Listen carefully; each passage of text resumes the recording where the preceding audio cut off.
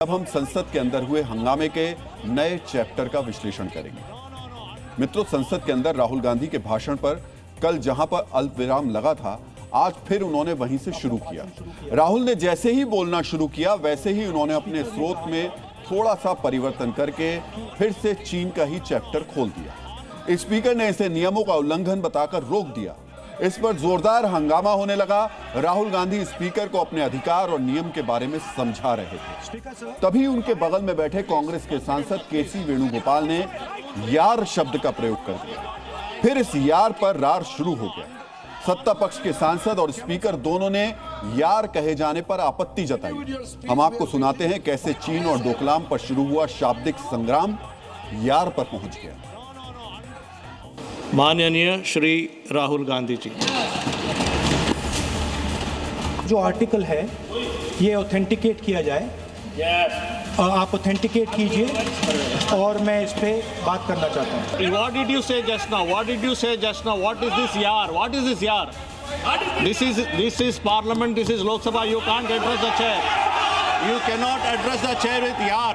Chairman साहब यार कह दिया तो क्या हो गया? कोई आफत आ गई है? No, not correct. No. I am the leader of the opposition of this country. You are not giving me permission. It is my right. Rule 349. No. आप सोचिए, हमारे देश की संसद में हमारे माननीय, हमारे चुने हुए सांसद किस बात पर बहस कर रहे हैं? यार पर बहस हो रही है। जब यह हंगामा चल रहा था, उसी दौरान कांग्रेस के सांसद जोर जोर से नारेबाजी करने लगे और फिर स्पीकर की तरफ जाकर पेपर उछाल दिया।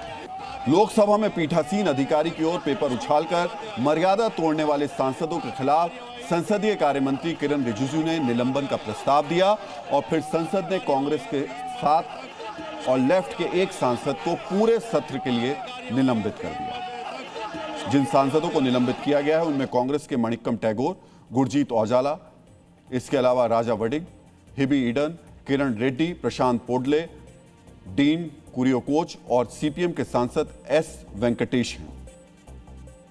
निलंबन के बाद राहुल और प्रियंका गांधी ने अपने सांसदों के साथ संसद के बाहर प्रदर्शन किया। कांग्रेस के सांसदों ने सरकार पर तानाशाही के आरोप लगाकर नारेबाजी की। कांग्रेस सरकार पर मनमानी का आरोप लगा रही है, तो सत्ता पक्ष के सांसद कह रहे हैं कि मनमानी नहीं करने दी जाएगी। हम आपको सुनाते हैं दोनों तरफ से क्या क्या कहा जा रहा है। ज्यादा लोगों को सस्पेंड करना चाहिए था। ये गुंडागर्दी का कोई जगह नहीं है। ये सभी गुंडे हैं। आप उनको जो है टेबल पर कूद रहे हैं। आप स्पीकर के ऊपर जो है लाठी डंडा की तरह जो है कागज फेंक रहे हैं, मिट्टी फेंक रहे हैं। ये गुंडागर्दी है ना। और उसमें राहुल गांधी कहते हैं कि मैं अपनी मर्जी से बोलूंगा। आपकी मर्जी नहीं चलेगी। नेता विपक्ष को दरकिनार करके कहना कि हम आपके बिना ही ये डिबेट कराएंगे, तो क्या विपक्ष रहित लोकसभा और विपक्षहीन लोकतंत्र आप चाहते हैं? जिस ढंग से सदन की गरिमा को कांग्रेस ने तार तार 3 कल से कर रहा है और आज तो अति हो गया, को बोलने नहीं दिया जा रहा है, तो ये तो सीधे सीधे ये कहा है कि विपक्ष की आवाज को दबाने की कोशिश है। अपनी नाकामी छिपाने के लिए एक दूसरे पर आरोप मढ़ना नेताओं के डीएनए में होता है। दोनों तरफ से वही हो रहा है, लेकिन इसका नुकसान सीधे सीधे देश को उठाना पड़ रहा है।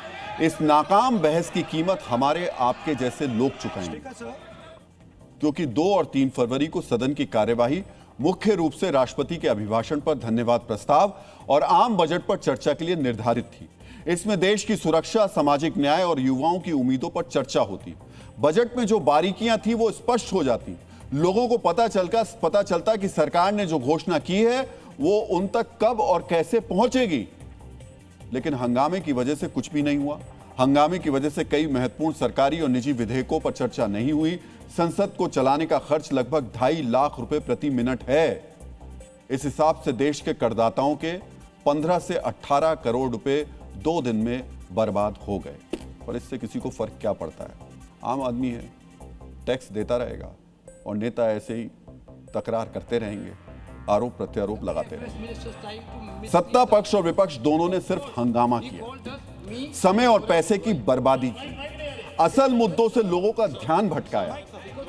अच्छा होता कि बजट पर सरकार से सवाल पूछे जाते, विपक्ष के सवालों को शांति से सुनकर सरकार उसका उचित जवाब देती, लेकिन सांसदों की अपनी जिद और विरोध में संसद के 2 दिन पूरी तरह बर्बाद हो गए।